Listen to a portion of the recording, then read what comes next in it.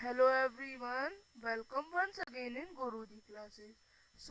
आज हम सभी डिस्कस करेंगे सैंपल क्वेश्चन पेपर जो कि हमारे टर्म 1 से आया है और ये सीबीएसई की तरफ से हमको दिया गया है। ये हमारा क्लास 10th का सैंपल क्वेश्चन पेपर जो कि है टर्म 1 का। तो ये हमारा इंग्लिश सब्जेक्ट का है। इसमें हमें कुछ इंस्ट्रक्शंस दिए, उसके हिसाब से हमको ये क्वेश्चन पेपर सॉल्व करना है। ये हमारा 40 मार्क्स का है।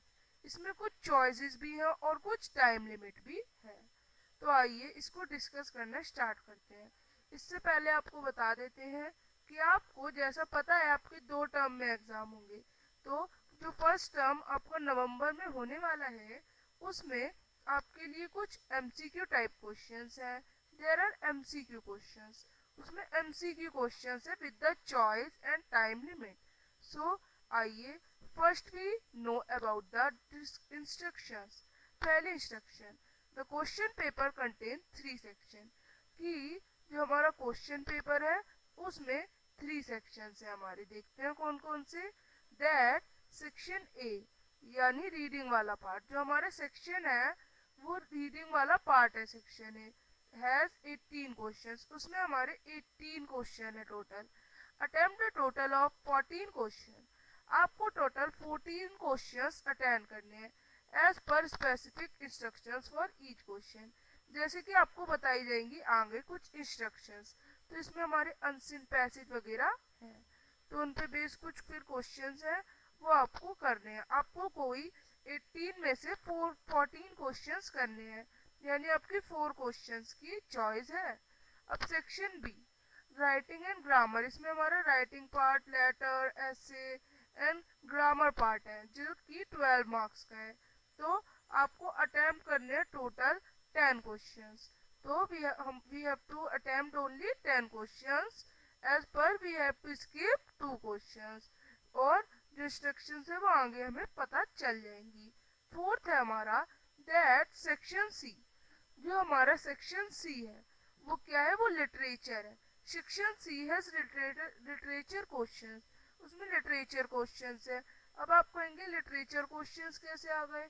ये 30 क्वेश्चन है इसमें। अटेम्प्ट 26, आपको 26 अटेम्प्ट करने हैं। तो ये आपके एमसीक्यू फॉर्म में है, आपको ये बहुत इजी लगेंगे। आप ये एग्जाम करेंगे, आप ये सैंपल पेपर करेंगे, आपको ये बहुत इजी लगेगा। It's very easy. तो फिफ्थ इंस्ट्रक्शन है that all the question carry equal marks. सभी क्वेश्चंस के लिए सेम मार्क्स है। And there is no negative marking. और कोई गलत मार्किंग, कोई नेगेटिव मार्किंग भी नहीं है। तो इस सैंपल पेपर को स्टार्ट करते हैं। और स्टार्ट करने से पहले हमारे चैनल को आप लाइक कर लें, सब्सक्राइब कर लें और शेयर कर दें। तो स्टार्ट करते हैं with the section a. So this is our reading, यानी section a depends on our reading section. तो यहाँ पे आपको एक पैसेज दिया गया है, read the passage given below. आपको एक पैसेज दिया है, आपको वो पढ़ना है। तो पैसेज जो है ये बहुत ही अच्छा है, आपको कुछ सिखाता भी है और वेरी गुड क्वेश्चन है इसमें से। तो passage is divided into small small paragraphs. So first we read the first paragraph that nature is our mother. Nature हमारी मदर है। They are our first teacher. वो हमारी एक तरह से पहली टीचर है जो कि हमारी मदर है। The greatest lesson that she teaches us is to maintain an equilibrium in life। कि जो वो ग्रेटेस्ट लेसन देती है, जो नेचर है वो हमको एक सबसे अच्छा जो लेसन है वो ये देती है that she teaches us to maintain an equilibrium in life। कि हमें लाइफ में इक्विलिब्रियम बनाना चाहिए, यानी इक्विलिब्रियम मतलब अपनी लाइफ को एक बैलेंस में बनाकर रखना चाहिए।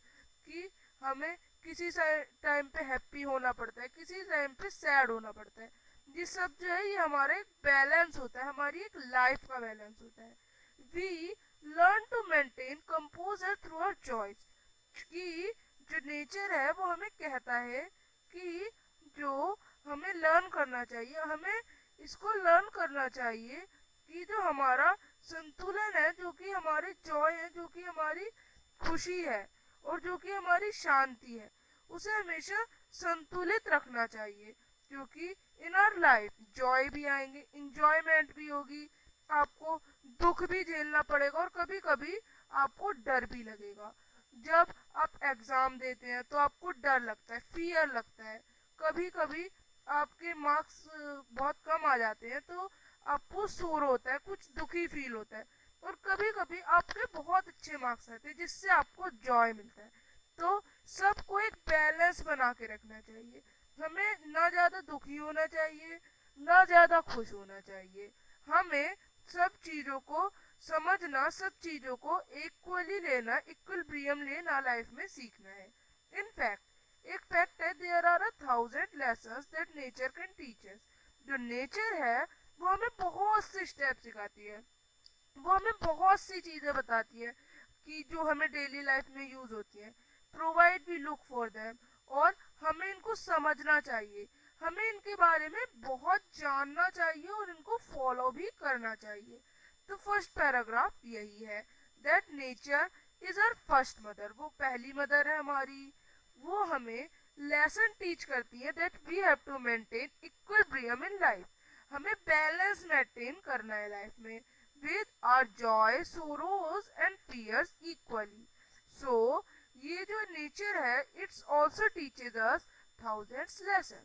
So this is our first paragraph. Then the second paragraph says with time. अब यहाँ पे आपको एक और लेसन नेचर के द्वारा बताया गया है, that with time a sapling grows into a full green tree. यानी जो एक छोटा सा पौधा होता है, नन्हे नन्हे पत्तों वाला छोटा सा प्यारा सा पौधा, एक बहुत बड़े ट्री में ग्रो कर जाता है, जो कि एक बार बहुत छोटा सा था, बहुत ही कोमल था, बिल्कुल जैसे ही हम उसे हाथ में लेते थे वो टूट जाता था। अब वो ग्रो हो चुका है इनटू अ स्ट्रॉन्ग ट्री, एक बड़े से स्ट्रॉन्ग ट्री में, जो कि कैपेबल है औरों को भी सपोर्ट करने में। एक सैपलिंग था टाइम पे जो कि अपने आप को भी सपोर्ट नहीं कर पाता था किसी विंड में, और अब एक स्ट्रॉन्ग ट्री है जो कि कितने सारे बर्ड्स, एनिमल्स, इवन कभी कभी तो ह्यूमंस भी उस पे चढ़ते हैं, क्लाइम करते हैं, तो वो उनको भी सपोर्ट कर लेता है, no matter how tall it grows.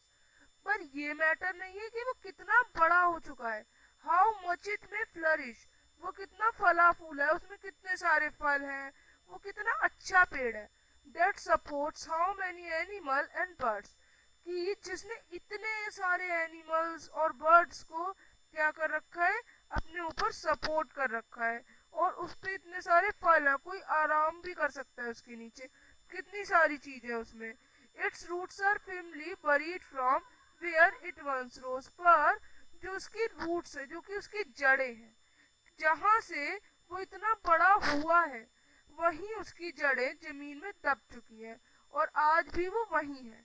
That's a lesson, ये हमें एक लेसन सिखाता है, to keep ourselves grounded, respect and embrace our roots. यानी जहाँ से हम इतने बड़े हुए हैं, इतने अच्छे बने हैं और इतने बड़े हुए हैं हम लोग, उस जगह को हमें कभी भी भूलना नहीं चाहिए, हमें उसकी रिस्पेक्ट करनी चाहिए, उस पर प्राउड करना चाहिए, and give something back to those humble beings that nurtured us into who are.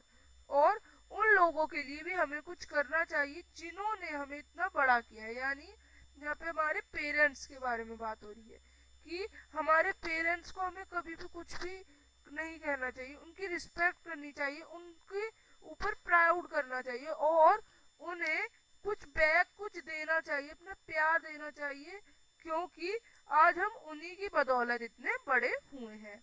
तो आपने सेकंड पैराग्राफ में देखा that nature teaches us a very good lesson. So आपको कैसा लगा जरूर बताएं कमेंट में। तो अब थर्ड पैराग्राफ के संग स्टार्ट करते हैं। Then there is the message of peaceful coexistence, यानी जो हमारा थर्ड पैरा है it's also give us a new message, और वो न्यू मैसेज क्या है, the message of peaceful coexistence, यानी पीसफुल मतलब शांति से और कोएग्जिस्टेंस मतलब साथ में।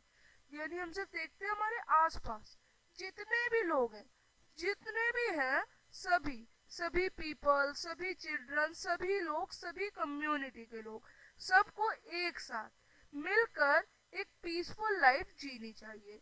हमें आराम से, प्यार से, अच्छे से एक दूसरे के साथ रहना चाहिए।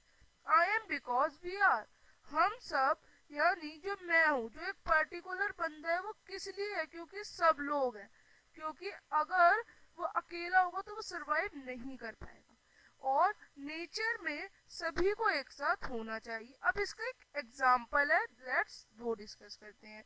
Nature provides every creature a chance to exist, यानी जो नेचर है वो जो है, वो जितने भी हमारे क्या है, जितने भी हमारे एनिमल्स हैं, जितने भी लोग हैं, उनको नेचर प्रोवाइड करता है, हर क्रिएचर को रहने के लिए एक चांस प्रोवाइड करता है उनको जीने के लिए। However the existence of one creature और being depends on the existence of the other, यानी कि एक क्रिएचर का जिंदा रहना दूसरे क्रिएचर्स पर डिपेंड करता है। द टाइगर ईट्स एंटेलोप, जो हमारा टाइगर है वो कैसे जिंदा है? वो किसको खा के जिंदा है? एंटेलोप को खा के। एंटेलोप माने जो हमारे मृग होता है, जो हमारे हिरन होते हैं, इनको खा के वो जिंदा है। और विदाउट इनके जो है वो सरवाइव नहीं कर पाएगा। अगर एंटेलोप नहीं होंगे तो टाइगर वुडंट सरवाइव, टाइगर नहीं जी पाएगा।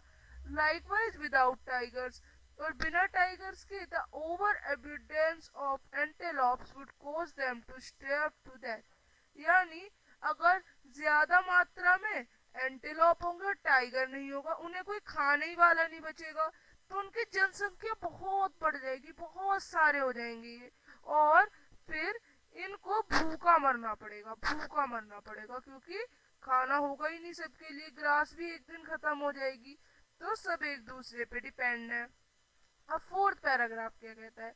आई wonder if you have notice then when birds और स्क्वेरल्स, ये प्रेडेटर, यानी आप सभी ने देखा होगा जब कोई बर्ड या स्क्वेरल कोई प्रेडेटर देखती है, कि प्रेडेटर मतलब आप सभी जैसा कि जानते हैं, प्रेडेटर मतलब जैसा कि आप सभी जानते हैं, जो प्रेडेटर होता है वो एक एनिमल होता है जो कि अदर एनिमल्स को खाता है। तो जब वो अपना प्रेडेटर देखते हैं, they give out an alarm call to their fellow creatures of the lurking danger, यानी वो अपने साथियों को एक क्या देते हैं, एक तरह का वो देते हैं, एक तरह का मैसेज देते हैं कि उनके आसपास डेंजर है, वो जल्दी से भाग जाए। They put themselves in danger, वो अपने आप को मुश्किल में डाल देते हैं, पर they save the lives of others, पर वो दूसरों की लाइफ बचाते हैं। वो अपने को शिकार बनने देते हैं, किसका? अपने को शिकार बनने देते हैं अपने प्रेडेटर का, but saves the life of others. Many animals, कई animals like the salmon usually die after the spawn, यानी कुछ ऐसे एनिमल भी होते हैं जैसे कि आपका सैल्मन, आपने सैल्मन फिश देखी होगी, वो जो है वो मर जाती है किसके बाद? जब वो अंडे दे देती है। So but they doesn't stop them, पर वो अपने जो और होते हैं, जो उसके जो एग्स होते हैं, उनमें से जो बेबी रिस्पॉन होते हैं, उन्हें स्टॉप होने से मना करती है। वन लाइफ एक्सपीरियंस, अगर एक लाइफ खत्म भी हो रही है for the betterment of other, और दूसरों की भलाई के लिए, so it is a small price to pay, तो ये बहुत ही छोटी चीज है। अगर कोई एक लाइफ खत्म हो रही है, एक लाइफ को सरवाइव करना पड़ रहा है दूसरी लाइफ की, जो दूसरे लोग हैं उन लोगों के बेटरमेंट के लिए, उन लोगों के फायदे के लिए, तो उसे सरवाइव करना चाहिए। पर अगर कोई गलत वजह से, तो बिल्कुल नहीं करना चाहिए। तो आपने इस तरह से थर्ड और फोर्थ पैराग्राफ में जाना that there is a message of peaceful coexistence, यानी जो है हम सब एक साथ, हमें पीस से, आराम से रहना चाहिए, हमें बिल्कुल भी लड़ाई नहीं करनी चाहिए और दूसरों की हेल्प करनी चाहिए। देन फिफ्थ पैराग्राफ क्या है देखते हैं। Fifth paragraph says the snow melts in the warmth of spring to give birth to fresh green leaves, यानी जो स्नो है वो पिघल जाती है, किस लिए? क्योंकि वो जो स्प्रिंग है उसमें वो पैदा करना चाहती है, बर्थ देना चाहती है उन फ्रेश ग्रीन लीव्स को इन ऑटम, और ऑटम के समय में यही लीव्स जो है वो गिर जाती है पेड़ों से, only to be buried in the cold grave of winter, क्योंकि वो चाहती हैं कि वो उनकी जो कब्र है वो इस विंटर में ही बने। Change is इनवेटिबल। चेंज एक बहुत इंपॉर्टेंट चीज है हमारी लाइफ के लिए। The sooner we embrace this, अगर ये हमारी लाइफ में जल्दी जल्दी आएंगे तो जितने चेंजेस आएंगे उतने ही बेटर बनेंगे हम, और हमारे लिए बहुत ही अच्छी बात है। We must also understand that even in pain there is growth, यानी जब हमें कोई दुख होता है, जब हमें कोई तकलीफ होती है, उसमें भी हम ग्रो कर सकते हैं।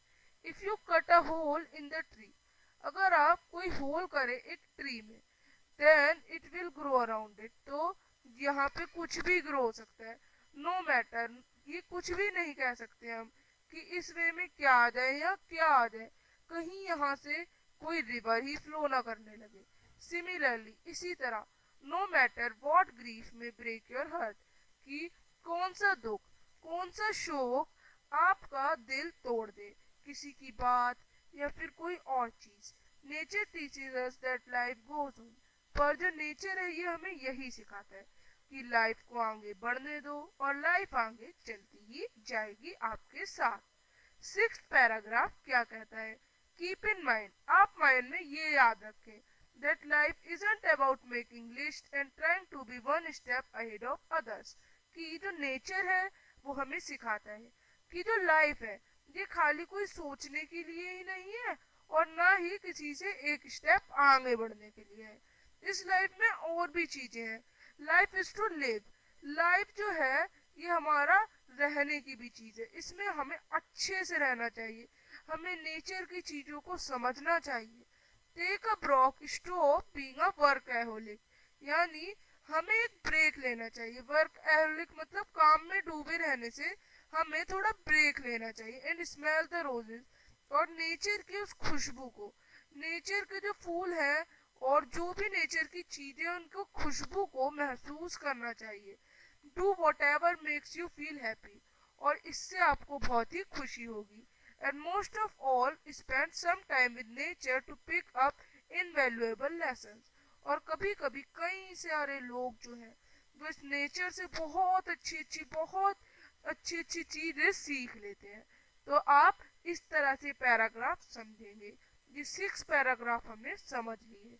अब क्वेश्चंस की ओर बढ़ते हैं।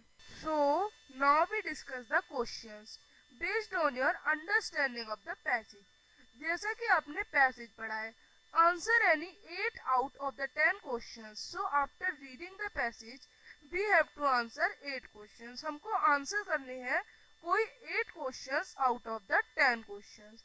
तो बाय चूजिंग करेक्ट ऑप्शन, सही ऑप्शन को चुन के। तो जैसा कि हम जानते हैं कि आप हमारे चैनल पर सभी के सभी 10 क्वेश्चंस हम लोग डिस्कस करेंगे, पर आपको पेपर में सिर्फ एग्जाम में सिर्फ 8 ही क्वेश्चंस को अटेम्प्ट करना है। अगर आप चाहते हैं तो आप कर सकते हैं और भी अटेम्प्ट, उसमें कोई दिक्कत नहीं होगी। तो क्वेश्चन 1 से, according to the author, author के हिसाब से, व्हाट फ्रॉम द फॉलोइंग, इन सभी में से क्या करेक्ट है? That is the greatest lesson, की जो हमारा ग्रेटेस्ट सबसे बड़ा लेसन है, किसका सबसे बड़ा लेसन है? नेचर का। तो इंडिफरेंट टू फियर्स, फियर से अलग होना, अफ्रेड ऑफ अनहैप्पीनेस यानी दुख से डरना, partial two joys in life, Joy से अनहैप्पीनेस और फियर्स को अलग करना। क्या ये सही बात है? ये नेचर ने कही है? नहीं कही, ये सभी बातें गलत है। हमें सब चीज को बैलेंस रखना चाहिए। We have be the equilibrium to our joys, fears and tears. तो हमें सभी चीजों को इक्विलिब्रियम यानी बैलेंस रखना चाहिए। तो यहाँ पे ए ऑप्शन आपका करेक्ट है, बैलेंस इन आवर मोशन, हमारे जो इमोशंस है उनको बैलेंस रखें। अब सेकंड, सिलेक्ट द ऑप्शन, आपको ऑप्शन सिलेक्ट करना है that suitably completes the dialogue, जो कि डायलॉग कंप्लीट करता है पैराग्राफ सेकंड से। जय जय कहता है, I have done well for my self in the school, मैंने अपने लिए स्कूल में बहुत अच्छा किया। I am the best they have, मैं सबसे अच्छा था। I can get admission anywhere, मैं कहीं भी किसी भी जगह एडमिशन ले सकता हूँ। दैट इज माई मोमेंट, तो ये हमारी मोमेंट है। सिड, सिड क्या कहती है? सिड कहता है कॉन्ग्रेचुलेशंस, ये बहुत अच्छा है। Just remember we should dash, कि हमें क्या रिमेम्बर रखना चाहिए। तो हमने सेकंड पैराग्राफ में पढ़ा था कि जहां से हम पढ़े हुए हैं, जहां से हम पढ़े हुए हैं वहां की हमें रिस्पेक्ट करनी चाहिए और उनके लिए कुछ करना चाहिए। तो इनमें से ये ऑप्शन किसके लिए करेक्ट है? तो आप यहाँ पे सी ऑप्शन लेंगे। कौन सा? C option, that we should respect the origins from where we have grown, हमें उनकी रिस्पेक्ट करनी चाहिए जहां से हम इतने बड़े हुए हैं। So the C option will be correct. अब थर्ड क्वेश्चन से चूज द ऑप्शन, कि आपको एक ऑप्शन चुनना है जो कि अच्छे से कन्वे करता है I am because we are. तो ये किस लिए कहा गया है? कि जो सभी लोग हैं, जितने भी लोग हैं वो एक दूसरे पे डिपेंड है। तो tigers are dependent on antelope, antelopes are dependent on tigers, humans are dependent on animals and everyone is dependent on each other। तो यहाँ पे आपको टाइगर्स ऑन एंटेलोप और antelope depend on tiger, human depend on animal, यहाँ पे एक particular जाति, particular group की बात की गई है, बट हमारे सब एवरीवन की बात की गई है। तो डी ऑप्शन आपका ज्यादा अच्छे से कन्वे करता है इस मैसेज को, that everyone is depend on each other.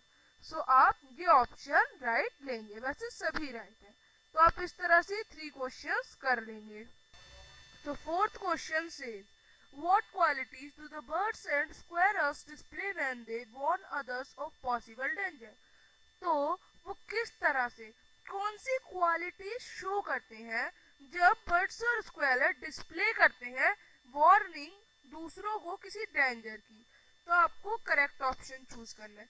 Observation skill and alertness, अपनी स्किल्स और अलर्टनेस को दिखा के, tendency to get easily frighten, कोई ऐसी चीज करके, कोई ऐसी चीजों को करके जिससे कि दूसरे डर जाए, या फिर सेल्फलेस असिस्टेंस टू अदर, या फिर अपनी जो असिस्टेंस है जो कि अपनी परवाह ना करना, सेल्फलेस असिस्टेंस है उससे सबको दर्शाते हैं।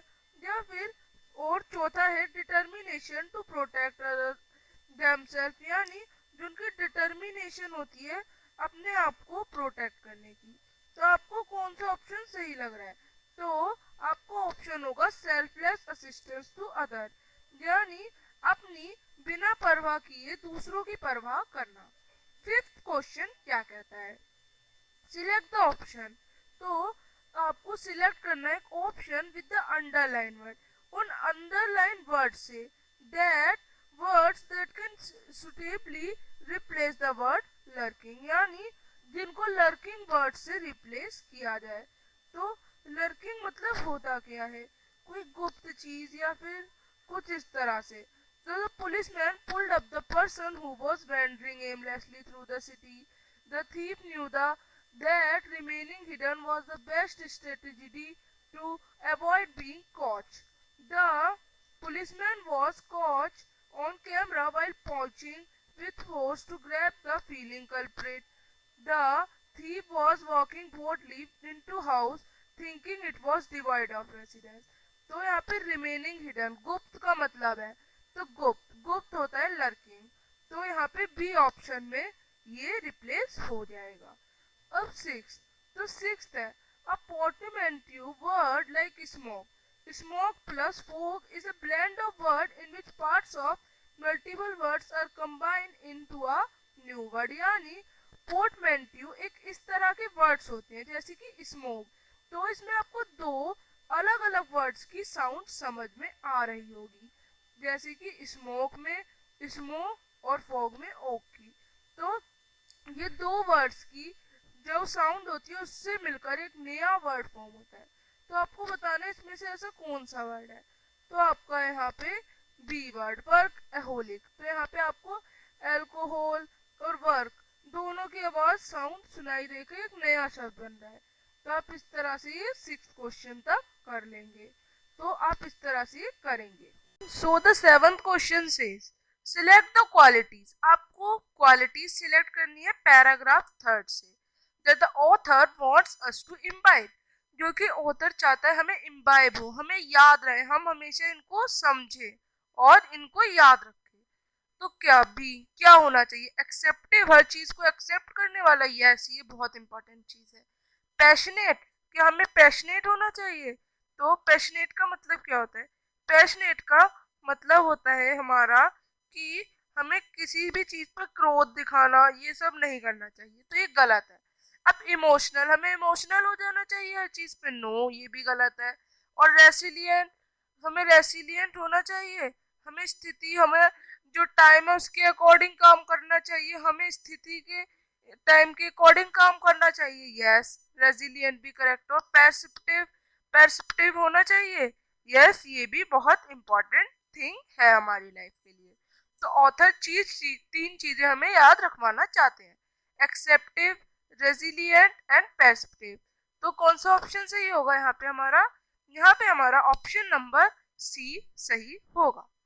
अब एट क्वेश्चन है that the which of the following is shown by the changing off season. तो जैसा कि हमने पैराग्राफ में जाना था, जो चेंजिंग ऑफ सीजन्स के हिसाब से जो पॉइंट है वो क्या इंडिकेट कर रहे हैं, वो क्या समझाना चाह रहे हैं? The beauty of nature, no. Nature's creativity, no. All seasons are equal, no. वो हमें समझाना चाह रहे हैं that nothing last forever, कोई भी चीज हर समय तक जिंदा नहीं रह सकती, क्योंकि हर चीज किसी ना किसी पर डिपेंड होती ही है जीने के लिए। तो 9, what does the writer advice in paragraph 6? Paragraph 6 में जो राइटर है उन्होंने क्या इंडिकेट करने की कोशिश की है? तो जो हमारे राइटर है उन्होंने क्या बताया कि indulging in competition with others, सबके संग कंपटीशन में लगे रहो, मेकिंग प्रायोरिटी लिस्टें बनाते रहो, टेक लाइफ सीरियसली, लाइफ को सीरियसली लो, जो having free time for ourselves, या फिर अपने लिए भी कुछ टाइम फ्री रखो। तो कौन सा ऑप्शन बताओ? उसमें हमें कहा है कि आपको नेचर को देखना चाहिए फ्री समय में, हमें नेचर को भी ऑब्जर्व करना चाहिए। तो हमारा कौन सा ऑप्शन सही होगा? यहाँ पे डी ऑप्शन सही है, having free time for ourselves. 10 says choose the correct option. आपको ऑप्शन चूज करना है दैट लिस्ट जिसमें जो कोट है, जो कि किसी के द्वारा कहे गए सेंटेंस है, वो इस पैसेज का central idea that nature, she pardons no mistake, हर या इज या एंड हर ने इज ने, यानी जो नेचर है उसमें कोई भी मिस्टेक जो है वो नहीं होती। शी पार्डन्स नो मिस्टेक, वो किसी भी मिस्टेक को माफ नहीं करती। हर, उसका या यानी हाँ तो हाँ है और ने तो नहीं है। तो look deep into nature, nature में डीप देखो and then you will understand everything better. अगर आप नेचर को देखोगे तो आप अच्छी चीज, हर चीज समझ सकते हो। थर्ड कहे जा रहे हैं that by the Jean Jacques Rousseau that nature never deceives us, कि जो नेचर है वो हमें कभी भी क्या नहीं करती, वो जो है वो हमें भी डिसीव नहीं करती। डिसीव का मतलब क्या होता है हमारा? डिसीव का मतलब होता है हमारा कि जो हमारा नेचर है वो हमें कभी भी धोखा नहीं देता। It is we who decide us, ये हम ही है जो हम अपने आप को धोखा देते हैं। पर यहाँ तो नेचर से अलग बात हो रही है, तो ये गलत है। All the ugliness of the world can best B forgotten in the beauty of nature. तो यहाँ पे आपको सेंट्रल आइडिया क्या लग रहा है कि आप अपने फ्यूचर में जाके, फ्यूचर यानी हमारा जो नेचर है उसमें जाओ, अच्छे से उसको समझो, अपने फ्यूचर के बारे में जानो, हर चीज अच्छे से ऑब्जर्व करो, और आपको फिर अपनी फीलिंग्स सब कुछ अंडरस्टैंड होगा अच्छे से। भाई ये किसने कहा है? एल्बर्ट आइंस्टाइन ने। तो ये करेक्ट है। तो आप इस तरह से 10 क्वेश्चंस कर लेंगे। अब एक और पैसेज है वो स्टार्ट करते हैं पढ़ना। आप ये सेकंड पैसेज देख सकते हैं, ये भी बिल्कुल सेम पैसेज है। यहाँ पे भी एक बहुत अच्छी बात है कि इसे छोटे छोटे पार्ट्स में बांटा गया है जिससे इसे पढ़ने में आसानी होगी। तो इसको स्टार्ट करते हैं with the first paragraph. Research from the publishers association has shown that film based on books take 44% more at the box office revenue in the UK। यानी एक रिसर्च जो कि पब्लिशर एसोसिएशन के द्वारा की गई है, इसमें दिखाया है जो कि फिल्म पे बेस्ड बुक्स है, यानी जो बुक्स है वो कुछ बुक्स होती है जिनके राइटर जो होते हैं उन्होंने कुछ उसमें स्टोरी लिखी होती है और फिर उसी की फिल्म बन जाती है। तो उन्होंने ये ऑब्जर्व किया जो बुक्स पे बेस्ड फिल्म्स है उसमें 44% मोर रेवेन्यू मिलता है बॉक्स ऑफिस को यूके में and 53 more worldwide than original screenplays और 53% मोर मिलता है बाहर के लोगों को। तो बस आपको इतनी सी चीज याद रखनी है, आपको इसमें कोई परसेंटेज याद करने की जरूरत नहीं है, आपको बस इसे समझना है। हाँ भाई उसमें इतने मिलते हैं और उसमें ज्यादा मिलते हैं, जो बुक्स पे बेस्ड फिल्म होती है उन पे ज्यादा पैसे मिलते हैं, इस तरह से। The report explores what the impact on a book has been adapted from film and TV. उन्होंने देखा कि जो रिपोर्ट है उसके हिसाब से दैट जो बुक का इम्पैक्ट है वो फिल्म और टीवी पर ज्यादा पड़ता है। लोग ये मूवीज जो बुक्स वाली है इन्हें देखना पसंद करते हैं। तो सेकंड पैराग्राफ में सिंपली बता रखा है, जो अब आपने रिपोर्ट पढ़ी उसके हिसाब से published material is the basis of 52% of top UK films in the last 10 years। यानी जो लास्ट 10 years की टॉप की फिल्म्स है यूके में उनमें जो पब्लिश्ड मटेरियल है उन पे बनी हुई 52% बुक्स है जो कि टॉप पर है and account for an even higher share of revenue from these leading performers और इनसे उनको ज्यादा रिवेन्यू मिलता है। At 61% of UK box office gross at 65% of worldwide gross। अब ग्रॉस के लेके आप चिंतित मत हो कि ग्रॉस का मतलब क्या होता है, आखिर ये नई चीज कैसे आ गई, क्या आ गया। तो ग्रॉस मतलब एक तरह से उनकी इनकम होती है, टोटल उनकी इनकम है कि उन्हें इतने परसेंटेज जो इनकम है उनकी साल की वो ज्यादा मिल जाती है इनसे। तो जो यूके है वहां पे 61% जो है वो यूके बॉक्स ऑफिस ग्रॉस में जो पब्लिश्ड बुक्स है उन पे बेस्ड फिल्म से मिलता है उनको, और बता रखा है और 65% वर्ल्ड वाइड ग्रॉस से मिलता है। अब नेक्स्ट थिंग इज जो बॉलीवुड एडेप्टेशन है, बॉलीवुड की फिल्म है माय कजन रैचल। तो आप ये मत कहने लगे कि आपने ये फिल्म देखी नहीं है, ये कहाँ से आ गया यहाँ पे, अब तो हमें फिल्म ही नहीं पता कैसे आंसर दे पाएंगे। तो आप बस सिंपल इसे रीड कर लें। तो आपको यहाँ पे कहा गया है कि जो फिल्म है ये जो है डेफने डू मोरियर ने लिखी और एक थ्रिलर फिल्म है। ये थ्रिलर फिल्म मतलब जो कि एक मिस्टीरियस टाइप की फिल्म हो, और जो सेल है इस बुक की 2017 में, मे बी इस ईयर में रिलीज हुई होगी तभी इसकी इतनी सेल हुई है इस ईयर में, कि 2017 में ये जो बुक है इसकी 23% सेल हुई 1992 से। ये बुक जो थी 1992 में लिखी गई और 2017 में ये जो है ये 23% ज्यादा बिकी पूरे समय से। जितना भी समय उसमें 23% जो ये बुक बिकी वो 2017 में बिकी। तो हो सकता है इस पे कोई फिल्म जो है रिलीज हुई है और उसी पे ये इसलिए ये बुक बिची, लोगों ने सोचा कि हम भाई इसे पढ़ के भी देखना चाहते हैं। तो इस तरह से 2 पैराग्राफ्स हमने पढ़े।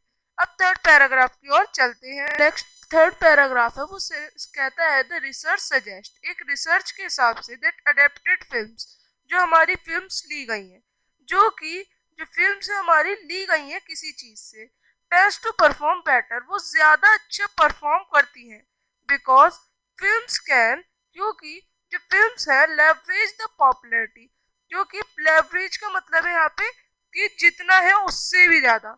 सो यहाँ पे कहा गया है कि because films can leverage the popularity, क्योंकि इस तरह की जो किसी सीन पर बेस्ड फिल्म है वो ज्यादा लोग देखते हैं, क्योंकि जिन लोगों ने उस बुक को पहले भी पढ़ा होता है वो लोग भी उसको देखते हैं तो उससे ऑडियंस बढ़ जाते हैं। तो जो वो फिल्म्स है वो ज्यादा परफॉर्म करती है than the original films. Films adapted from books also tend to have a richer, more fully developed story to draw on। और यहाँ पे एक और भी अच्छी बात है कि जो स्टोरी है हमें उसके बारे में सोचना नहीं पड़ता, डिसाइड नहीं करना पड़ता कि स्टार्ट कैसे होगी, फिर उसकी सेंट्रल थीम क्या होगी, उसके बाद स्टोरी एंड कैसे होगी, कैसे क्या होगा, क्योंकि यहाँ पे हमें एक अच्छी सी स्टोरी पहले से फुली बनी बनाई मिलती है। बस हमें उसे एक फॉर्म में, एक हमें सीरियल के फॉर्म में या फिर एक किसी फिल्म के फॉर्म में कन्वर्ट करके उसे टीवी पे लाना होता है। यहाँ पे हमें स्क्रिप्ट तैयार करने की जरूरत नहीं होती, तो हमारा एक बहुत बड़ा काम खत्म हुआ। उसके बाद in terms of TV adaptation, और टीवी सीरियल्स की बात करें तो उसमें इट वॉज रिवील, ये देखा गया that the quarter of dramas यानी 1/4 ऑफ जो ड्रामाज है were based on literally source, वो बुक्स के सोर्स पे ही बने हैं and attracted a 56% large share of the audience, और 56% ज्यादा ऑडियंस ने उन्हें देखना पसंद किया है than on the original script, than original script से ज्यादा। तो ये एक बहुत अच्छी बात है ना कि जो ओरिजिनल स्क्रिप्ट है उनसे ज्यादा देखना पसंद किया। अब ओरिजिनल स्क्रिप्ट्स में बड़ी दिक्कत होती है, ओरिजिनल में बनाओ भी और मेहनत की कोई फायदा भी नहीं है क्योंकि रिवेन्यू जो पहले से बनी सीरीज है उन पे ज्यादा है। तो इससे बढ़िया कोई स्टोरी पे बेस्ड कोई जो बुक है उस पे बेस्ड फिल्म बना लो तो ज्यादा रिवेन्यू मिल जाएगा और काम भी कम होगा। तो 14th ऑफ द 35 भाई, यानी जो 14 फिल्म्स है 35 एंड सीरीज में जो कि यूके में प्रोड्यूस की गई बिटवीन जनवरी एंड सितंबर 2017 के, वो बुक्स पर बेस्ड थी compare to 7 based on true story और हिस्टोरिकल इवेंट्स। उनमें से जो 7 थी वो किसी ट्रू स्टोरी पे या किसी इवेंट पर बेस्ड थी जो कि हिस्ट्री में हो चुका है, और जो 5 थी वो किसी प्री एग्जिस्टिंग कोई पहले जो फिल्म थी उससे रिलेटेड या फिर कोई टीवी स्टोरी से रिलेटेड थी। तो आपने थर्ड पैराग्राफ में जाना। अब फोर्थ और फिफ्थ पैराग्राफ पढ़ लेते हैं। Paragraph says in the case of 2016 BBC broadcast of the Night Manager, research revealed that while the novel was in circulation for over 25 years, 82% of the copies it sold were in 2016 and 2017। यानी एक case है 216 BBC broadcast के द्वारा release की गई the night manager. तो इसकी जो रिसर्च है उसके बाद पता चला है दैट वेल द नोवेल, जो नोवेल थी वो 25 साल तक बहुत उसमें रही, बहुत ज्यादा सर्कुलेशन में रही, और उसकी 82% जो कॉपीज थी वो 2016 और 2017 में बिकी। Sales of the paperback edition remained strong in 2017, और जो पेपरबैक एडिशन होता है वो बहुत रहा 2017 में इवन आफ्टर द सीरीज, और सीरीज के बाद भी ये बहुत चर्चा में रही, इसे लोगों ने बहुत पसंद किया।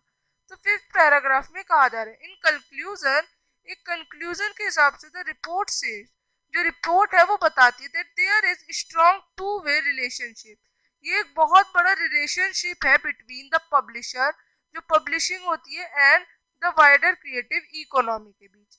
Where in a successful adaptation, जिसमें एक successful adaptation often has spill over effect, उसमें भी इफेक्ट होते हैं, and gives a substantial boost to the sales of the original book, और इससे एक बहुत बड़ा प्रभाव पड़ता है ओरिजिनल बुक्स में। एक अच्छी भी बात है, इससे लोगों को ओरिजिनल बुक्स पढ़ने में मजा आता है, लोगों को बहुत अच्छा लगता है। तो आप इस तरह से ही समझ रहे हैं, आपने ये सेकंड पैराग्राफ भी समझ लिया।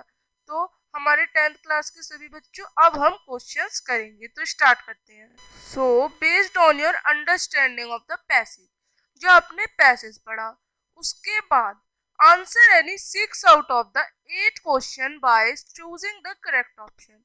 तो after reading the passage and understanding it, उसे समझने के बाद you have to answer any 6 question, आपको कोई 6 क्वेश्चंस को आंसर करना है 8 क्वेश्चंस में से। तो 11th क्वेश्चन है, यानी पहले पैराग्राफ में 10 क्वेश्चंस थे और उसके बाद ये 11th आपका एक तरह से आया है, तो ये कितने हो गए 8, यानी 18 तक है हमारा, और उनमें से हमें कोई भी 6 करने हैं।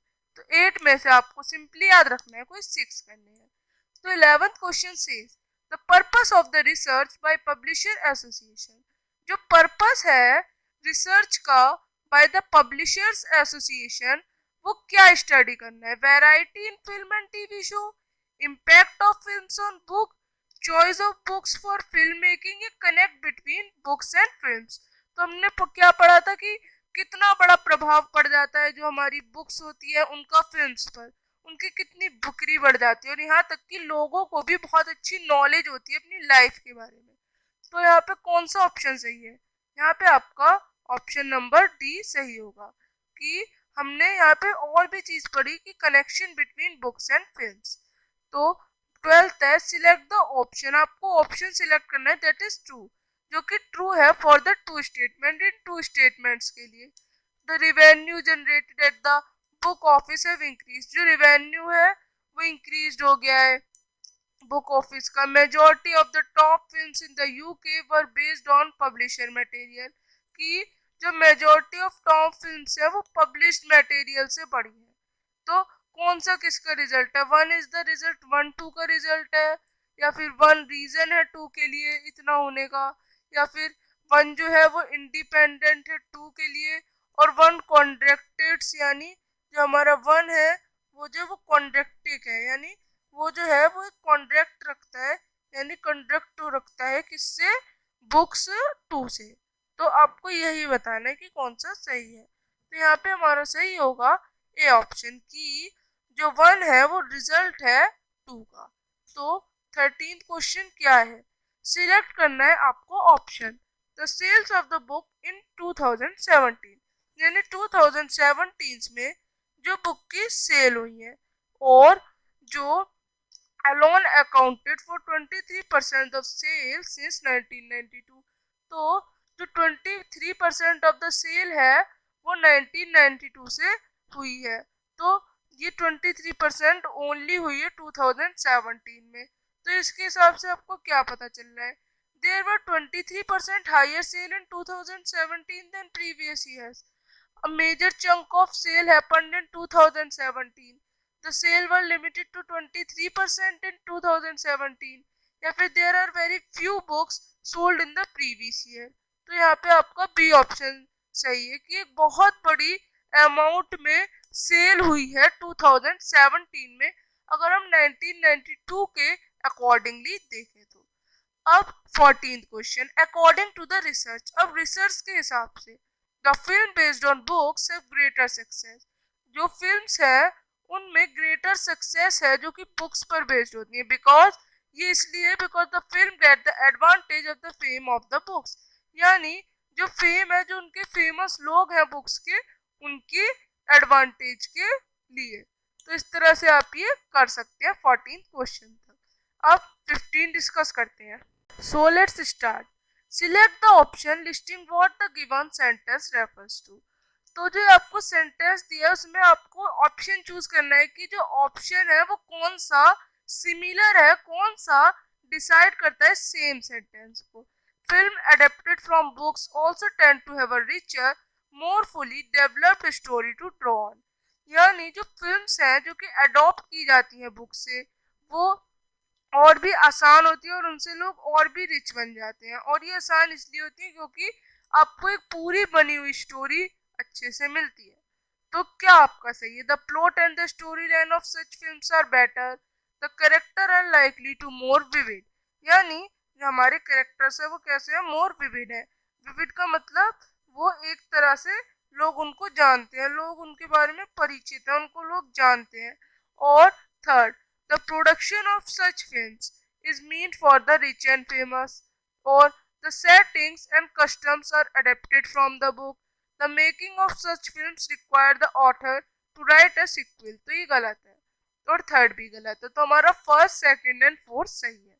तो आपको ऐसा किस ऑप्शन में दिख रहा है, आप डी ऑप्शन में देख सकते हैं, तो आप डी को टिक कर लेंगे। अब 16th question says that on what from the following, किस में इन सब में से द मैक्सिमम टीवी सीरियल्स, किस पे मैक्सिमम टीवी सीरियल्स यूके में ईयर 2017 में बेस्ड है। तो these are on our books, जो हमारी बुक्स पब्लिश्ड हुई हैं उन पर। अब so 17 question says this passage list an example proving that TV dramas based on literacy works have dash, यानी जो ये पैसेज है इसमें एक एग्जाम्पल है जो कि प्रूव करता है दैट जो हमारे टीवी ड्रामास हैं जो है वो बेस्ड है एक लिटरेसी वर्क पे। तो इनसे क्या हुआ है, इनसे क्या हुआ है, इनसे इंक्रीज हुई है जो इमीडिएट सेल होती है किसी बुक की। अब question 18, according to paragraph 5th, यानी जो हमारा पैराग्राफ 5th है उसके according there is a two way relationship between book and screen, यहाँ पे एक रिलेशनशिप है बुक्स और स्क्रीन में। This is so because both ये किस लिए? क्योंकि दोनों जो है दो both belongs to the gain from each others popularity, यानी दोनों से ही एक दूसरे की पॉपुलैरिटी बढ़ती है। तो आप इस तरह से 18th क्वेश्चन तक कर लेंगे। सो अब यहाँ पे सेक्शन ए हमारा खत्म हो चुका है। So now we start with the section b. So ये हमारा ग्रामर एंड राइटिंग पार्ट। तो grammar part first we discuss answer any 5 out of the 6 question. So यहाँ पे 6 क्वेश्चंस है, आपको उनमें से कोई 5 क्वेश्चंस आंसर करने हैं bye selecting the most appropriate option. Bye selecting the most appropriate, जो सबसे अच्छा ऑप्शन है उसको सिलेक्ट करके। तो यहाँ पे हमारे मॉडल्स और टेंस के क्वेश्चंस है। तो 19th question says the hospital board clearly mention that you dash smoke in the hospital as it is a health hazard for all. यानी जो हॉस्पिटल है उसमें आपको the hospital board clearly mention that you, जो hospital board है उसने clearly mention किया है दैट यू डैश कि आपको स्मोक करना हॉस्पिटल में as it is a health hazard for all. तो क्या स्मोक करना सही है? नहीं। तो यहाँ पे कहा जा रहा है कि जो हॉस्पिटल बोर्ड है उस पर क्लियरली मेंशन्ड है कि स्मोक करना हॉस्पिटल में सही नहीं है, क्योंकि ये सबकी हेल्थ के लिए बहुत दिक्कत वाली बात है। तो आपको एक स्मोक नहीं करनी, ये आपका एक कर्तव्य है, ये आपको एक एडवाइस दी जा रही है और ये जो है ये आपको फॉलो भी करनी है, ये ऑर्डर भी है एक तरह से। तो यहाँ पे कौन सा ऑप्शन सही होगा इन सभी चीजों के लिए? तो यहाँ पे आपका बी ऑप्शन मस्ट नॉट सही होगा। The hospital board clearly mention that you must not smoke in the hospital as it is a health hazard for all.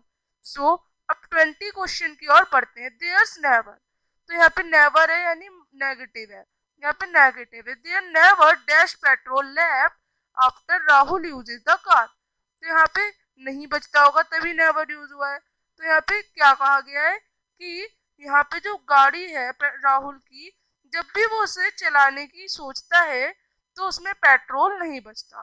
तो यहाँ पे कौन सा ऑप्शन आएगा? देयर्स नेवर मच, उसमें कभी भी इतना पेट्रोल नहीं हो सकता कि जो राहुल है वो गाड़ी चला ले। There's never much petrol left after Rahul uses the car. 21st question I am taking driving lessons now. मैं अभी ड्राइविंग लेसन्स लेने की सोच रहा हूँ। Hopefully a dash by driving test by November. तो यहाँ पे आपको कौन सा है? यहाँ पे है प्रेजेंट कॉन्टिन्यूअस टेंस। तो आगे क्या है? होपफुली आए, मैं जल्दी और जहां तक dash my driving test by November, clear कर लूंगा। यानी ये पास्ट में है और टाइम भी है, तो ये क्या होगा? पास्ट परफेक्ट कंटिन्यूअस टेंस होगा। तो यहाँ पे क्या यूज होगा? Will have taken. तो I am taking driving lessons now, hopefully I will have taken my driving test by November. So आप इस तरह से तीनों क्वेश्चंस कर लेंगे। 22nd question is which option displays, कौन सा ऑप्शन डिस्प्ले करता है the correct change of the following, correct change into the reported speech. तो हमारा सेंटेंस क्या है? सुनीता आस्क्स वेंकट, जो सुनीता है वो वेंकट से पूछती है how much is the rent for your flat, कि तुम्हारे फ्लैट के लिए क्या रेंट है।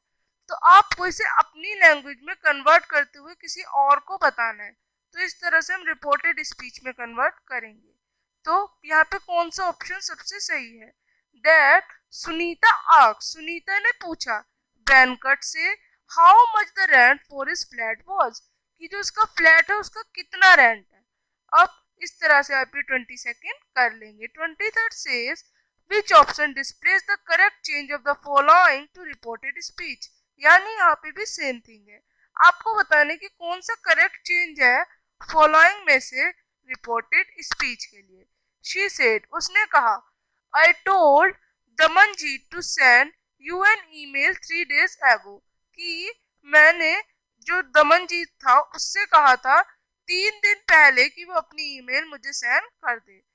तो ये जब आप किसी और को बताएंगे तो कैसे बताएंगे? हम कहेंगे शी सेड, उसने कहा, दैट शी हैड टोल्ड, कि उसने कहा था दमनजीत को to send an email to me 3 days before, आज से 3 दिन पहले ईमेल सेंड करने को। तो आप इस तरह से 23rd करेंगे। 24th the dog dash under the chair before the children arrive, वो छुपा था, तो यहाँ पे क्या लगेगा, the dog had hidden under the chair before the children arrive. तो आप इस तरह से 24 क्वेश्चन तक करेंगे। अब आगे राइटिंग पार्ट की ओर चलते हैं। So now the writing skill, answer any 5 out of 6 question. आपको आंसर करने हैं कोई 5 क्वेश्चन 6 में से, जो कि आपको एक कॉन्टेक्स्ट पर बेस्ड है। यू आर देवाश्री, आप देवाश्री हैं। अ रेजिडेंट ऑफ सिलीगुड़ी, आप एक प्लेस सिलीगुड़ी जो कि आसाम में, वहां के रहने वाले हैं। You have to write a letter, आपको एक लेटर लिखना है एडिटर को, जैसा कि आप जानते हैं फॉर्मल लेटर होगा। तो ये हमारा नेशनल डेली, जो नेशनल डेली न्यूज़पेपर है, उनके एडिटर को, उनको एक अटेंशन पे करते हुए उन लोगों की तरफ जो कि कुछ प्रॉब्लम्स को फेस करते हैं, कब, जब वो देखते हैं कि जो कुछ लोग हैं वो डिफरेंट है, वो डिफरेंटली एबल्ड है, वो विकलांग टाइप के लोग हैं, वो चल नहीं पाते, फिर नहीं पाते, या फिर कोई भी डिसेबिलिटी है, तो उन लोगों को बहुत दिक्कत होती है किसी टूरिस्ट प्लेस में, तो उनकी डिफिकल्टी को अटेंशन पे करते हुए आपको एडिटर को दिखाना है। तो यहाँ पे आपको लेटर लिखना है एक एमसीक्यू की फॉर्म में। तो क्वेश्चन 25, सिलेक्ट द ऑप्शन, ये कहता है आपको एक ऑप्शन सिलेक्ट करना है विद द रिलीवेंट एक्सेप्ट, एक बढ़िया एक्सेप्ट के साथ, जिसमें जो देबाश्री है वो सिलेक्ट करेगा इस लेटर को। तो द न्यूज़पेपर्स नेम, यस, वो ये जरूर चुनेगा, द न्यूज़पेपर नेम बहुत इंपॉर्टेंट है। Attach proof of the newspaper subscription, no, इसकी कोई जरूरत नहीं है। देवाश्री एड्रेस, यस, इंपॉर्टेंट है, और ये फॉर्मल लेटर है तो फॉर्मल टोन भी इंपॉर्टेंट है। तो आप यहाँ पे कौन सा ऑप्शन लेंगे, फर्स्ट, थर्ड एंड फोर्थ। अब 26 क्वेश्चन कहता है कि आपको एक सब्जेक्ट को चूज करना है। तो यहाँ पे आप कौन सा सब्जेक्ट चूज करेंगे कि उन लोगों को परेशानी होती है, जो कि लोग अलग होते हैं, तो इसमें ऐसा किस में है, यहाँ पे ऐसे डी ऑप्शन में, inconvenience faced by the differently abled at tourist spots. तो आगे कि 27 question, which option should Devashree select, कौन सा ऑप्शन देवाश्री चुनेगा और कौन कौन सी चीजों को वो बताएगा। तो आप देवाश्री है तो आप क्या क्या चुनेंगे, आप चुनेंगे अपना C option, absence of ramps for wheelchair, जो व्हीलचेयर है उनकी कमी, कि लोगों को यहाँ पे जो है वो व्हील चेयर नहीं मिल पाती लोगों को, और टूरिस्ट गाइड अनट्रेन, जो टूरिस्ट है वो सही से गाइड नहीं करते उनकी साइन लोकेशन के हिसाब से, और lack of braille script tourist pamphlets, और ब्रेली स्क्रिप्ट जो पैम्पलेट्स होते हैं, जो कि लोगों की आईज में दिक्कत होती है, उनकी आईज नहीं होती, उनके पास आईज नहीं होती, तो उनके लिए कोई पैम्पलेट भी नहीं लगा रखी कि वो कैसे विजिट करें। तो ये सी ऑप्शन आपका सही होगा, आप ये सब चीजें डिस्क्राइब करेंगे। 28th क्वेश्चन कहता है देवाश्री शेयर सम सजेशन, अब देवाश्री कुछ सजेशंस देता है अपने लेटर में, to address the issue, issue को बताने के लिए, सिलेक्ट द ऑप्शन, आपको ऑप्शन सिलेक्ट करना है। इन माय ओपिनियन, मेरे ओपिनियन में, the media can play a pivotal role in transforming people's dash, तो जो मीडिया है वो एक बहुत अच्छा रोल प्ले कर सकती है पीपल की क्या बताने में, तो क्या बताने, पेस्पिशंस, यानी जो लोगों की दिक्कत है, जो कि लोगों को परेशानियां झेलनी पड़ती हैं, उनको अच्छे से बताने में न्यूज़पेपर जो होता है वो बहुत अच्छी चीज है। And second, dash against negligence to the needs of the differently able people, यानी जो उनको दिक्कतें होती है उनको फेस जो वो करते हैं उनको बताने के लिए जो है वो जो है न्यूज़पेपर बेस्ट है। तो आप क्या लेंगे, B option, patience and attitude and coaching the authorities. अब 29th question, select the option, आपको ऑप्शन सिलेक्ट करना है जो कि इसको करेक्टली जस्टिफाई करता है। तो I accept the authority to take actions on this issue, मैं कुछ अथॉरिटीज ऐसी एक्सेप्ट करता हूँ जो कि इन पे एक्शन ले। Please post my thoughts in your newspaper, मेरे थॉट्स अपने न्यूज़पेपर में लिखें। I hope my view get published in the columns of your newspaper, की जो आपके न्यूज़पेपर के कॉलम्स होते हैं उनमें ये जरूर पब्लिश होगा। तो यहाँ पे कौन सा सही है? तो यहाँ पे आपका ऑप्शन 2 जो है वो ज्यादा सही है, because of the tone of polite, क्योंकि ये पोलाइट टोन में है। 30 क्वेश्चन, सिलेक्ट द ऑप्शन, आपको ऑप्शन सिलेक्ट करना है that concluding the line appropriately, जो कि लाइन को अप्रोप्रिएट बनाता है। I hope that my letter will dash, I hope that my letter will help spread awareness about the issue, कि मेरे लेटर से सबको अवेयरनेस हो इशू के बारे में। तो आप इस तरह से सेक्शन बी का ये क्वेश्चन करेंगे। सो आगे करते हैं क्या है अब। So now we move on with the literature part. This section है सब सेक्शंस, इसमें कई सारे सब सेक्शंस हैं। तो ये जो लिटरेचर सेक्शन ही है हमारा, इसमें कई सारे सब सेक्शंस हैं, यानी इन्हें सेक्शंस में डिवाइड किया गया है, जैसे कि section 5, section 6, section 7, section 8 and section 9। There are total of 30 question. अब इसमें टोटल 30 क्वेश्चंस हैं और आपको you have to attempt any 26 question. आपको 26 क्वेश्चन अटेम्प्ट करने 6 से लेके 9 तक में से कोई भी। So read the given extract, पहले आप ये एक्सट्रैक्ट पढ़ेंगे और फिर आंसर देंगे। But the decades of operation, यानी जो हमारे डिकेड्स है, कई सारे साल पास हो गए उस ऑपरेशन के, उस अत्याचार के, एंड ब्रूचुअलिटी, और जो हमारे संग इतना गलत किया गया है, हैड अनदर यूनिट एंडेड, यानी इसका एक और यूनिट एंडेड इफेक्ट है, यानी ये हमारे संग बिल्कुल भी उचित नहीं हुआ है। And that was that it produce the Oliver Tambos, और इसी की वजह से Oliver Tambos, the Walter Sisulus, the Chief Luthulis, the Yusuf Dadoos, the Bram Fischers and the Robert Sobukwes of a time man of such extraordinary courage. तो ये सारे नाम है कुछ मैंस के जिनमें बहुत करेज था, बहुत ताकत थी, होशियार थे और जेनरसिटी थी इन लोगों के अंदर। यहाँ पे आपको 6 पीपल्स के नाम दे रखे हैं जिनमें बहुत ही जेनरोसिटी थी। ये अपनी दानशीलता, जो ये सबको चीजें दे देते थे, अपनी बहुत परिचित से बहुत जाने जाते थे, और इनमें करेज थी, बहुत ताकत थी और विजडम भी थी, चालाक भी थे ये लोग, और इसकी वजह से इनको कोई भी कभी भी भूल नहीं पाया। दैट देयर लाइक में never be known again. Perhaps it required such depth of operation to create such height of character, यानी जो ऑपरेशन है इनके संग अत्याचार हुए हैं, इनसे इन्होंने अपनी एक कैरेक्टर को बनाया। My country is rich in the minerals, इन्होंने कहा हमारी कंट्री मिनरल से रिच है, इसमें कई सारी जेम्स है, कई सारी चीजें हैं जो कि मिलती है सॉइल के नीचे। But I have always known that it's greatest wealth is it's people, पर मैं ये समझता हूँ कि जो ये हमारी जो ये कंट्री है, जो कि साउथ अफ्रीका कंट्री है इनकी, इनमें सबसे जो ग्रेटेस्ट वेल्थ है, इनका सबसे जो बड़ी मनी है लोगों के लिए, वो है लोग। Finer and truer than the purest diamond, उन प्योर डायमंड से भी अच्छे लोग। It is from these comrades in the struggle, और ये उनके कुछ कॉमरेड्स थे, ये उनके द्वारा कुछ बातें कही गई थी जिनसे जो स्ट्रगल था उनमें लेसन्स मिले, और इनसे ही जो लोग थे, जो नेल्सन मंडेला थे, उन्हें भी एक लेसन मिला। Time and again I have seen man and women risk and give their life for an idea, कि इससे ही जो लोग हैं, वो मैन और वुमेन है, उन्होंने रिस्क से लेकर अपनी लाइफ तक को देने के लिए सोचा। तो ये जो है हमारा Nelson Mandela long walk to freedom से रिलेटेड है। तो अब क्वेश्चंस देखते हैं। So now based on the long walk to freedom हमारे पास कुछ एमसीक्यू टाइप क्वेश्चंस है, वो डिस्कस करेंगे।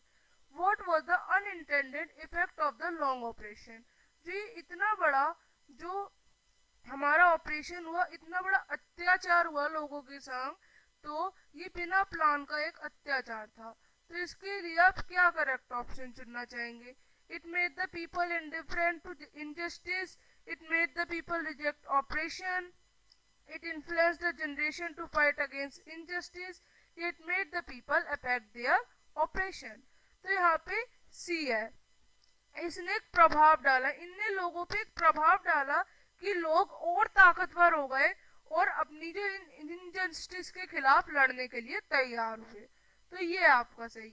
अब 32nd क्वेश्चन कहता है man of such extraordinary courage refers to the people, जो इतने करेज वाले एक्स्ट्रा ऑर्डिनरी करेज वाले पीपल से ये रेफर करते हैं to the people who dash, तो कौन से people demonstrated utmost strength to oppose the system, यानी इतनी ज्यादा पावर रखने वाले लोग जो कि दूसरों को हटा सके और इस सिस्टम को दूर कर सके। तो ये हो गए हमारे आंसर्स। अब 33rd question Nelson Mandela compares to dash diamonds, तो नेशनल मंडेला ने किसको कंपेयर किया? नेशनल मंडेला ने अपने लोगों को कंपेयर किया। National Mandela compares his countryman diamond से, उसने अपने लोगों को, जो उसके लोग थे उनको डायमंड से कंपेयर किया। 34th क्वेश्चन में नेल्सन मंडेला सेज, जब नेशनल मंडेला ने कहा I have seen man and women risk and give their life for an idea, कि जो मैन और वुमेन है उन्होंने रिस्क लेके अपनी life, give their life for an idea, एक आइडिया के लिए अपनी life the. He means that, इसका ये क्या मतलब हुआ? इसका मतलब हुआ कमिटेड, उन्होंने अपनी लाइफ को दे दिया। तो फिर 35th क्वेश्चन क्या कहता है सिलेक्ट द सुटेबल वर्ड, अब आपको सुटेबल वर्ड सिलेक्ट करना है। डेप्थ मतलब क्या होता है? हाइट होता है। और कंपेशन मतलब क्या होता है? कंपेशन होता क्या है पहले? कंपेशन मतलब दया भावना एक तरह की। तो ये किससे होगा? ये हमारा ऑपरेशन से हो सकता है, ऑपरेशन है इसका रिवर्स। तो आप इस तरह से ही कर सकते हैं। अब हम मिलेंगे आगे क्वेश्चंस के साथ। ठीक है, नेक्स्ट जो सब सेक्शन है जो कि 6th है, तो इसमें आपको एक और पैराग्राफ दिया गया, ये पढ़ेंगे। तो let me put it more clearly, मैं इसे और क्लियर करना चाहती हूँ। That since no one will believe that a 13-year-old girl, कि एक 13-year-old girl is completely alone in the world, वो अकेली थी वर्ल्ड में। एंड आई एम नॉट, पर मैं नहीं हूँ। आई हैव लविंग पेरेंट्स, मेरे लविंग पेरेंट्स हैं, और एक 16-year-old सिस्टर है। And there are about 30 people, और 30 लोग और हैं जिन्हें मैं अपना फ्रेंड कह सकता हूँ। आई हैव अ फैमिली, मेरे पास एक फैमिली है, एक प्यार करने वाली aunt and a good home, एक अच्छा होम है। नो ऑन द सरफेस, वे में कोई भी नहीं है। I am to see have everything, क्योंकि मेरे पास एवरीथिंग है except my one true friend, सिवाय मेरे एक सच्चे दोस्त के। All I think about when I am with my friend is having a good time, और वो सबसे अच्छा समय होता है जब मैं अपने किसी फ्रेंड के साथ होता हूँ। I can't bring myself to talk about anything but ordinary everyday things, मैं उनसे कोई बात नहीं करता, बस अपनी रोज की बातें करता हूँ। तो ये जो है ये डायरी ऑफ एने फ्रैंक से लिया गया है, ये आपको डायरी ऑफ एने फ्रैंक चैप्टर से लिया गया है। तो आपने ये पैसेज पढ़ा। अब इसी पैसेज पे बेस्ड हम आंसर्स क्वेश्चंस करेंगे। Why does Anne feel the following, Anne को ऐसा क्यों लगा? No one will believe that a 13-year-old girl is completely alone in the world, तो ऐसा क्यों लगा उसको? बिकॉज, क्योंकि जो आपको ऑप्शन सुनने उनसे। People know she had a family, क्योंकि जो पीपल है उनको पता है उसके पास फैमिली है। शी हैड सेवरल फ्रेंड्स, ये भी पता है लोगों को। People rejected the idea of loneliness, yes, पर ये यहाँ पे नहीं आएगा। She had a cheerful personality, yes, ये भी सही है। हर लाइफ वॉज अनकम्फर्टेबल, तो ये नहीं आएगा। तो यहाँ पे आपके first, third and fourth option आएंगे, जिससे आपको लगेगा कि कोई भी ये नहीं सोच सकता था कि वो जो 13-year गर्ल है वो कम्प्लीटली एलोन है, अकेली है इस वर्ल्ड में। अब 37th क्वेश्चन, अब आपको मोस्ट अप्रोप्रिएट सिलेक्ट करना है। ऑन द सरफेस, इस सरफेस पे आई सीम टू हैव एवरीथिंग, मेरे पास हर चीज़ है सिवाय एक सच्चे दोस्त के। Second, and it doesn't truly connect with everyone, and सबसे सही तरीके से कनेक्ट नहीं कर पाती। तो यहाँ पे आपको क्या है? 1:2, 1 सही है और 2 फॉल्स है। 2 जो है वो 1 का अपोजिट है। 1 फर्दर्स द मीनिंग ऑफ 2, 1 जो है वो मीनिंग बता रहा है किसकी? 2 की। जो 1 है वो फर्दर कर रहा है, वो मीनिंग है 2 की। Both 1 and 2 can not be inferred from the extract, और जो 1 और 2 है दोनों एक्सट्रैक्ट से इन्फर्ड नहीं है, यानी एक्सट्रैक्ट से नहीं है। तो कौन सा ऑप्शन सही है? यहाँ पे आपका सी ऑप्शन सही है, दैट वन, जो वन है वो furthers the meaning of. Second, from the options given below.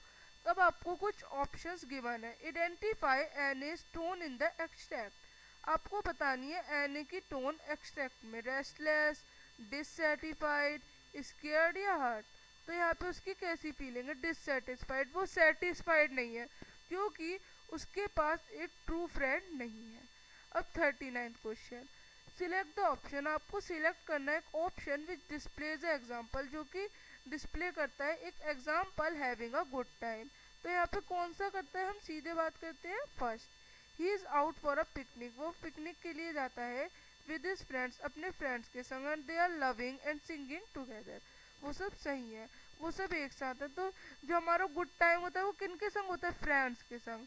तो यहाँ पे फ्रेंड्स के संग है, वो सब लोग मजे कर रहे हैं, बहुत घूम रहे हैं, लाफ कर रहे हैं, सिंग कर रहे हैं। तो यहाँ पे कौन सा सही है? ए। तो आप इस तरह से करेंगे। अब नेक्स्ट क्वेश्चंस देखते हैं। So 40 question says, what do we get to know about Anne when she says the following. जब वो ये कहती है, ये जो सेंटेंस दिया है, तो आपको क्या लगता है? तो सेंटेंस पढ़ देते हैं। I can't bring myself to talk about anything but ordinary everything. तो वो बताती है कि I can't bring myself to talk, मुझे किसी भी चीज के बारे में टॉक करना पसंद नहीं है। अबाउट एनीथिंग बट, किसी भी चीज के बारे में, सिवाय जो चीजें होती हैं जो कि रोज की होती हैं। सो आपको चूज करना है कि कौन सा ऑप्शन यहाँ पे सही है। She is proud of her ways, she is struggling to strike conservation, she is unsure for her thoughts, she is unable to have satisfy conservation. तो यहाँ पे डी ऑप्शन सही है कि वो अनेबल है अपनी कंजर्वेशन को सेटिस्फाई करने में। अब सेवंथ क्वेश्चन, सेवंथ पार्ट देखते हैं, सबसेक्शन नंबर 7। तो मनी इज एक्सटर्नल। मनी एक एक्सटर्नल थिंग है, मनी एक बाहरी चीज है। But he is learning well behind his desperate eyes. पर ये हमें बहुत सी चीजें सिखाती है हमारी डिसेपरेट आईज से। The epistemology of loss, how to stand up, knowing what every man but must one day know, and most know how many days how to stand up। तो ये जो है हमारी कुछ लाइंस ली गई हैं द बोल पोएम से। तो अब आपको आंसर्स करने हैं। क्वेश्चन 41, द पोएट सेज, जो पोएट है वो कहना चाहते हैं money is external, money external है। व्हाट डज इट मीन्स, इसका क्या मतलब है एक्सट्रैक्ट में? कि that money buys materialistic things, money जो है वो चीजें लेने के लिए खरीदी जाती है जो कि नॉन लिविंग होते हैं, and can be earned again, और इसे दोबारा भी कमाया जा सकता है अगर हम कोई चीज इसे लॉस्ट कर दें। तो 42 क्वेश्चन कहता है, what does the boy learn by losing the ball. जब बच्चा बॉल को खो देता है तो उसे क्या पता चलता है? तो उसे पता चलता है that loss is unavoidable truth of life, की जो किसी चीज को खोना है वो ऐसी चीज है जिसे हम अवॉइड नहीं कर सकते। और second, material objects can be replaced, material objects replaced किए जा सकते हैं, और लाइफ कंटिन्यू डिस्पाइट लॉसेस। तो ये तीन चीजें आपकी सही हैं। तो first, second and fifth. 43rd question कहता है, the boy is learning how to stand up. तो ये लाइन दे रखी है, this means that he is learning to be dash in the face of difficulties. तो इससे बॉय को क्या पता चलता है? That this means that he is learning to be resilient in the face of difficulties, यानी उसे स्थिति के हिसाब से काम करना चाहिए। 44th question, which option list who is speaking these line. तो ये कौन सा ऑप्शन सही है जो कि ये लाइन बोल रहा है? तो ये लाइन पोएट बोल रहा है जो कि एक ऑब्जर्वर है, जो कि ये सब देख रहा है। तो आप इस तरह से 44th क्वेश्चन तक डिस्कस कर लिया हमने। अब आगे करते हैं 45, according to the poet, poet के according from whom do we most learn about loss. हम किससे लॉस के बारे में सबसे ज्यादा सीखते हैं? तो किससे सीखते हैं? एक्सपीरियंस से। एक्सपीरियंस जब हम किसी चीज का लेते हैं तो उससे हम लॉस के बारे में सबसे ज्यादा चीज को सीखते हैं। तो ये हमारा करेक्ट ऑप्शन है। अब 8th सबसेक्शन है हमारा, जो कि सेक्शन सी के 8 सबसेक्शन है। अब आपको फिर से एक पैसेज दिया, आपको पढ़ना है और फिर आंसर देना है। आई फॉलोड कैजुअली, मैंने उसे इत्तेफाक से फॉलो किया। हेलो अगेन ही सेड, उसने मुझे फिर से हेलो किया। I gave him my most appealing smile, मैंने उसे अपनी सबसे ज्यादा सेटिस्फाई करने वाली स्माइल दी। I want to work for you, मैंने कहा मैं तुम्हारे लिए वर्क करना चाहता हूँ। But I can't pay you, पर मैं तुम्हें पे नहीं कर पाऊंगा। I thought that over for a minute, पर जो वो था उसने कहा कि मैं तुम्हारे लिए वर्क करना चाहता हूँ, पर वो जो दूसरे थे, जो दूसरा मैन था, उसने कहा मैं तुम्हें पे नहीं कर पाऊंगा। I thought that over for a minute, मैं इसके बारे में सोचता रहा। पर perhaps I had misjudged by man, पर वो कहने लगते हैं कि परहैप्स वो बताता है कि वो मिसजज्ड हो गए, वो जो थे वो मिसजज्ड हो गए उस मैन से। आई एक्स, उनने पूछा क्या तुम मुझे खिला सकते हो। अब वो पूछते हैं कैन यू कुक, उसने पूछा दूसरे व्यक्ति ने क्या तुम पका सकते हो। I can cook, I lied again, उसने फिर से झूठ बोल दिया। तो वो मैन कहता है अगर तुम पका सकते हो तो मैं तुम्हें फीड कर सकता हूँ। He took me to his room over the Jumna sweet shop, वो मुझे अपने रूम में ले गया जो कि जुमना स्वीट शॉप से ऊपर था। And told me I could sleep on the balcony, और कहने लगा कि मैं बालकनी पे सो जाऊंगा। But the meal I cook that night must have been terrible, पर जो मील था उस दिन जो मैंने बनाया था वो बहुत ही टेरिबल था। कैसा था? बहुत ही टेरिबल मील था, बहुत ही हैरान कर देने वाला, बहुत ही बेकार मील था। Because Anil gave it to stray dog, क्योंकि उसने उस खाने को, अनिल जो था उसने उस खाने को एक गली के कुत्ते को दे दिया। And told me to be off, और उसने कहा तुम चले जाओ। But I just hung around, पर मैं उसके आसपास घूमता रहा, उससे कहता रहा, उसे अपनी स्माइल देते रहा। And he couldn't help laughing, पर वो नहीं हंसा। तो ये जो है हमारे द थीव्स स्टोरी चैप्टर में से दिया गया एक एक्सट्रैक्ट है। तो अब आगे इसके क्वेश्चंस को डिस्कस करते हैं। Question 46 says even through Hari Singh followed Anil casually, जो हरी सिंह थे उन्होंने देखा, उन्होंने फॉलो किया ऐसे ही इत्तेफाक से, उन्होंने हरी सिंह ने अनिल को फॉलो कर लिया। अब इट वॉज एन, ये क्या था? It was a careless action, क्या एक केयरलेस एक्शन था, या फिर it was an staged motive, ये कोई उनकी मनगढ़ंत चाल थी कि वो वही कहीं भी चले गए, या फिर अनयूजुअल डिसीजन था, या फिर ये उनका ऐसा ही डिसीजन था, या फिर ये कोई एक सोचा समझा स्टेप था। तो आपको बताना है। तो यहाँ पे हमारा सेकंड ऑप्शन सही है, वो ऐसे ही मनचित चाल चल रहे थे, अपने मन की चाल चल रहे थे, और उन्होंने इसी में अनिल को फॉलो कर लिया। Question 47 from the following option, आपको इन सभी ऑप्शंस में से चूज करना है और आइडेंटिफाई करना है हरी सिंह इंटेंशन। तो हरी सिंह की आपको इंटेंशन को फॉलो करना है और आइडेंटिफाई करना है, उनका इरादे को जो था उसको आइडेंटिफाई करना है आपको। That behind the appealing smile, जो कि उनकी स्माइल के पीछे था। डेसिट, हार्म, हर्ट या फिर जेलिस, तो यहाँ पे उनका डेसिट था, ये उनका एक छल था जिससे वो चाहते थे, उनका एक धोखा था जिससे वो चाहते थे कि वो अनिल के सर्वेंट बन जाए, उनके घर में रहने लगे। अब क्वेश्चन 48 क्या है? सिलेक्ट द ऑप्शन लिस्ट, आपको एक ऑप्शन बताना है जिसमें आप ये एक्सट्रैक्ट पढ़ के पता चल रहा है अनिल के कैरेक्टरिस्टिक। अनएज्यूमिंग, जो कि एज्यूम नहीं कर पाता। काइंड, डिटरमाइंड था, वो डिटरमाइंड पर्सन था, काइंड था, एज्यूमिंग था, और नेटिव था, एक ही जगह पे रहने वाला निवासी था, नेटिव वो था, मूल निवासी था, या फिर और कौन सा, या फिर ह्यूमरस था। तो आपको कौन से कैरेक्टर्स लग रहे हैं उसके? अनएज्यूमिंग था वो एक काइंड पर्सन भी था, जिस क्योंकि उसने हरी सिंह को अपने अंडर रख लिया था उसके इतना कहने के बावजूद, और नेटिव भी था। तो आप इस तरह से क्वेश्चन 48 तक करेंगे। तो 49th question, select the most appropriate option, अब आपको सबसे अप्रोप्रिएट ऑप्शन जो है वो सिलेक्ट करना है। तो आपको क्या क्या ऑप्शंस दे रखे हैं? That Anil gave his meal to a stray dog and Hari Singh did not know how to cook. तो यहाँ पे आपको कौन सा ऑप्शन सही लग रहा है? तो यहाँ पे आप देख सकते हैं two is the cause for one, जो 2 था वो ही था 1 का कॉज। यानी जो हरी सिंह थे उनको खाना पकाना नहीं आता था, इनके बावजूद भी उनने अनिल से झूठ बोला और कहा कि मैं खाना पका लूंगा। इससे क्या हुआ, उन्होंने खाना पकाया और वो इतना बेकार था कि अनिल ने उसको डॉग्स को दे दिया। तो इससे क्या हुआ, 2 की वजह से वो डॉग को देना पड़ा, यानी 1। तो 2 की वजह से 1 हुआ। अब द फ्रेज हंग अराउंड, इसका मतलब क्या है, suggest that Hari Singh continued to, Hari Singh ने क्या करना स्टार्ट कर दिया, उन्होंने लिंगर चालू रखा।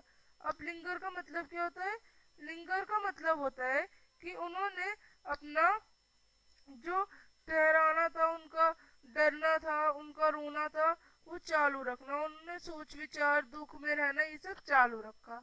अब आपको सबसेक्शन 9th है, तो इसमें आपके कुछ और क्वेश्चन है, पैसेज पे बेस्ड नहीं है। Question 51, Lencho is dash when he say that's what they say no one dies of hunger. जो लेंचो था वो क्या था, जब उसने कहा दैट व्हाट दे से, वो क्या कह रहे हैं कि कोई भी बंदा हंगर से नहीं मरता, तो इसने से क्या कर दिया, डिसमिसिव कर दिया, उसने उसको क्या कर दिया, डिसमिसिव कर दिया। तो आप कौन सा ऑप्शन लगाएंगे, डिसमिसिव। तो आप इस तरह से ये क्वेश्चन कर लेंगे। अब आगे क्वेश्चंस के संग बढ़ते हैं। सो क्वेश्चन 52, विच ऑप्शन, कौन सा ऑप्शन अच्छे से रिप्लेस कर रहा है होल्ड विथ फ्रेज को। तो I hold with those who favour fire, मैं उन लोगों को होल्ड करूंगा, उन लोगों का साथ दूंगा जो फायर को फेवर करेंगे। तो ऐसा कौन से में है, तो ये हमारा थर्ड ऑप्शन में, have the same opinion as, यानी मैं उन लोगों का फेवर करूंगा जिनका सेम ओपिनियन है फेवर के साथ, किसके, फायर के फेवर के साथ। तो यहाँ पे कौन सा ऑप्शन सही होगा, सी। 53rd क्वेश्चन कहता है the purpose of the treatment, जो कि ट्रीटमेंट का पर्पस है जो कि दिया गया सीगुल को उसके पेरेंट्स से, वो किस लिए दिया गया था, उन्होंने उसको इसलिए दिया था ताकि वो अपने फियर को कम कर सके। अब 54th question, Peggy often given much to one of her friend, Peggy ने एक छोटा सा धक्का मारा, धीमे से धक्का मारा अपने एक फ्रेंड को when she spoke to Wanda in the schoolyard, यानी जब उसने वेंडा को कहा स्कूल यार्ड में। This mean that she wanted her friend to, वो अपने फ्रेंड को क्या करना चाहती थी, to stop observe and partake in the joke on Wanda, कि वो ऑब्जर्व करे और पार्टेक करे जो जोक है वेंडा का। 55th question, in the poem dust of snow, जो पोयम डस्ट ऑफ स्नो है, इसमें आपको कौन कौन से नेगेटिव सिंबल से एक क्रिएटिव यानी पॉजिटिव इफेक्ट को दिखाया गया है, तो ये में दिखाया गया हेमलॉक ट्री से और क्रो से। Mandela refers to a liberty as a newborn because it had recently been attained with a lot of struggle. Then 57th question, आपने पोएम पढ़ी थी tiger in the zoo. What does the tiger's quit rage indicate? It indicates that the tiger anger is कैसा था, suppressed था, कैसा था, उसके anger था बहुत ही suppressed। अब आगे आप 58th क्वेश्चन करेंगे that identify the option that aptly describe Griffin, जो कि ग्रिफिन के कैरेक्टर्स को डिस्क्राइब करता है। तो ब्रिलियंट बट लॉलेस, तो ये आप कर लेंगे। 59th question, Anil's careless made stealing from him dash for Hari Singh, यानी जो अनिल की केयरलेसनेस थी, उसकी केयरलेसनेस थी, उसने उसकी वजह से चोरी हो गई from him dash for Hari Singh, क्या, तो क्या चोरी हो गई थी, अनइंटरेस्टिंग।